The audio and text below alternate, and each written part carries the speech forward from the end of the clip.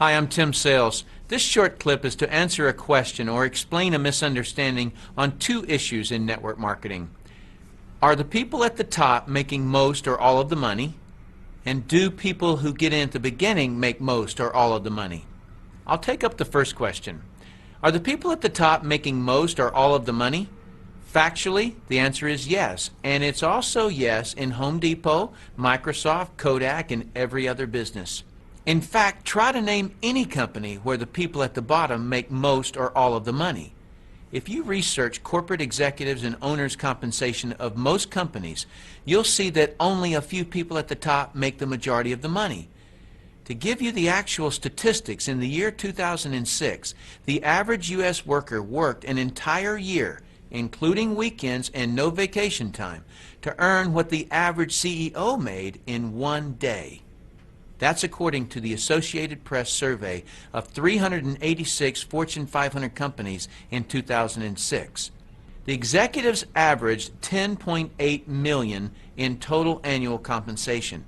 At the same time, the average U.S. worker made $29,544.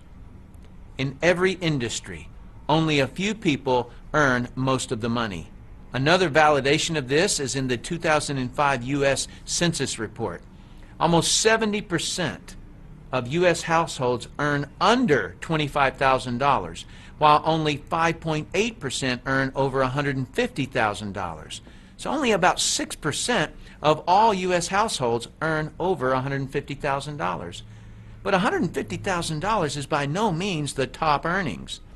According to the World Wealth Report by Merrill Lynch and Company, in the U.S. and Canada, there are approximately 30,000 people with investment assets of more than $30 million.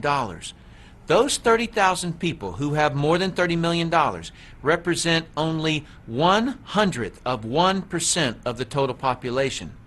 So clearly, only a few people make the majority of the money in every company, every industry, and even every country. So it is unfair and biased to look at the MLM or network marketing industry and claim it's flawed because the people at the top make most of the money, when the same can be proven in every industry. I'm not giving you this information because I'm complaining that it's unfair. My suggestion would be to not complain about this. Instead, be one of the wealthy. People who complain that the people at the top are making most of the money are either justifying why they have quit trying to be one of the wealthy or justifying why they have never tried. The more important thing to examine is that network marketing compensation plans are designed to reward production. Do nothing, earn nothing. Do a little, earn a little. Do a lot, earn a lot. How else could you possibly compensate workers? Imagine if you and I started a company and we decided that whoever does the least production will make the most money. Would that work? No. That's the welfare system, and it's proven not to work. MLM pays based on performance standards. If you perform to a certain standard, you earn whatever that standard or level pays. If you do nothing, you get nothing. If you do a little bit, you'll earn a little extra income. If you do a little bit more, you'll get a part-time income. If you do an enormous amount, you can create wealth. How many people will achieve the highest standard? However many perform to the standard. An MLM company, unlike traditional companies, puts no restrictions on anyone. An MLM company doesn't say, we will only allow 10 people to earn the top level. They don't look at the college you attended or if you attended one or not and decide what you will be paid. They don't look at your salary from your previous job and use that as the basis of what they'll pay you, as most employers do.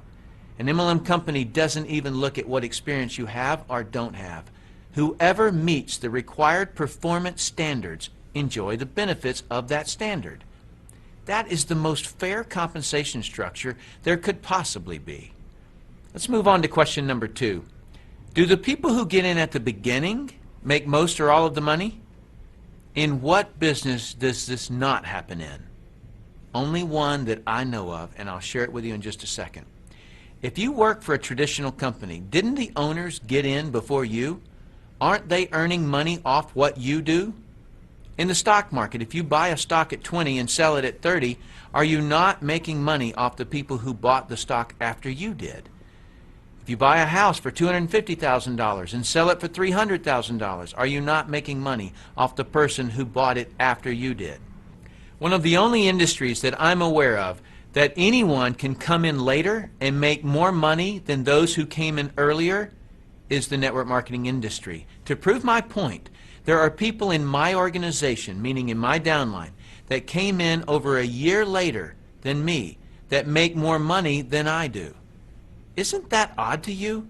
In fact, I have not been able to find one network marketing company where the first distributor to join the company makes the most money. Doesn't this fact fly in the face of those who say that only the people who get in at the beginning make more money?